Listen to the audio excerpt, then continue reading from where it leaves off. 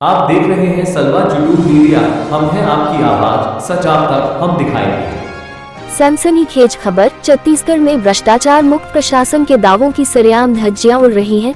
दावों को ठेंगा दिखाते हुए कोरबा के टीपी नगर में जनता की जेब पर खुलेआम डाका डाला जा रहा है। मामला है धीरज परिवहन सुविधा केंद्र का, जहां सरकारी नियमों की धज्जियां उड़ाकर अंधेर नगरी चौपट राजा का खेल चल रहा है। जितेंद्र साहू ने आरटीआई से मिले ऐसे पुख्ता और अकाट्य दस्तावेज निकाले हैं जिन्हें देखकर जिला परिवहन अधिकारी दफ्तर के पैरों तले जमीन खिसक गई है। 25 जून 2026 को दर्ज हुई इस लिखित शिकायत ने पूरे आरटीओ महकमे में हड़कंप मचा दिया है। तो आइए आपको दिखाते हैं इस महाफर्जीवाड़े के 4 सबसे बड़े और सनसनीखेज सबूत, जिन्हें देखकर आपकी आंखें खुली की खुली रह जाएगी। जनता की जेब पर डाका, 100 की जगह 200 की अवैध वसूली। सरकारी मार्गदर्शिका 2022 चीख कर कह रही है कि लर्निंग लाइसेंस का सेवा शुल्क मात्र 100 है, लेकिन यहाँ साहेब, यहाँ तो अपना राज चल रहा है। सीधे 200 या उससे भी ज्यादा वसूले जा रहे हैं। और कमाल देखिए, इसकी ऑनलाइन पावती खुद चिल्ला कर इस अवैध वसूली की गवाही दे रही है। मालिक कोई और, दुकान चला रहा कोई और। नियमों को ताक पर रखकर असली संचालक धीरज देवानगन ने ये सरकारी मान्यता प्राप्त केंद्र मनीष मोदी नाम के एक बाहरी शख्स को अवैध रूप से सौंप दिया है। आरोप तो इतने संगीन है कि आरटीओ के शाखा प्रभारी संजय वस्त्रकार से साथ गांठ कर विभाग की आंखों में धूल झोंकी गई और नियम विरुद्ध तरीके से इसका नवीनीकरण भी करा लिया गया। आखिर इस मिलीभगत का असली आका कौन है?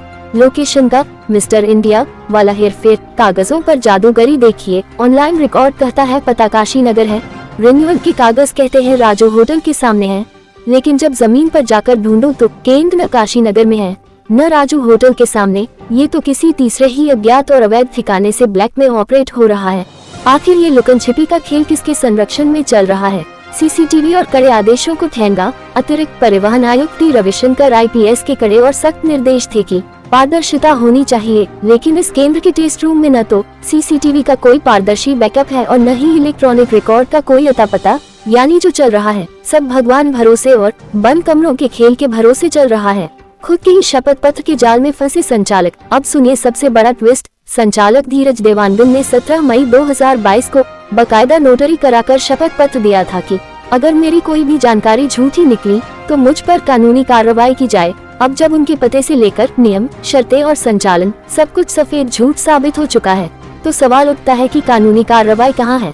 आखिर आरटीओ और जिला प्रशासन की यह रहस्यमयी चुप्पी क्या बयां कर रही है? क्या इस चुप्पी के पीछे कोई बड़ा लेन देन है या फिर रसूखदारों का दबाव? अब जनता जवाब मांग रही है। सबूतों का पहाड़ सामने है। आरटीआई के दस्तावेज चीख कर सच बयां कर रहे हैं और जनता की जेब पर कटी ऑनलाइन रसीदें इस खुली लूट की गवाही दे रही हैं। अब सबसे बड़ा सवाल उठना तो लाजमी है कि क्या कोरबा जिला प्रशासन इस खुली लूट और महाफर्जीवाड़े पर अपनी कुंभकर्णी नींद से जागेगा? क्या गुनाहगारों पर हथकड़ी लगेगी या फिर हमेशा की तरह फाइलों को दबाकर भ्रष्टाचार का ये काला खेल ऐसे ही साहबों की नाक के नीचे फलता फूलता रहेगा? डीटीओ कोरबा की इस महालापरवाही और भ्रष्टाचार की ग्राउंड रिपोर्ट पर हमारी नजर लगातार बनी हुई है। ताज़ा खबर के लिए हमारे Facebook, web portal, YouTube channel को भी सब्सक्राइब करें और लाइक व शेयर करना न भूलें। खबर और विज्ञापन के लिए हमारे सलवा जुलूम मीडिया से संपर्क कर सकते हैं। आप सभी का धन्यवाद।